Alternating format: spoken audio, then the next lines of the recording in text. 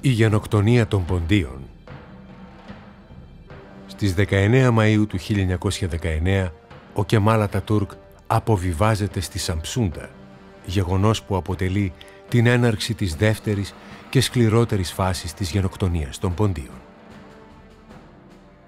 Η προμελετημένη, μεθοδική και φρικαλαία εξόντωσή τους από τους Τούρκους θεωρείται μία από τις πρώτες σύγχρονες γενοκτονίες.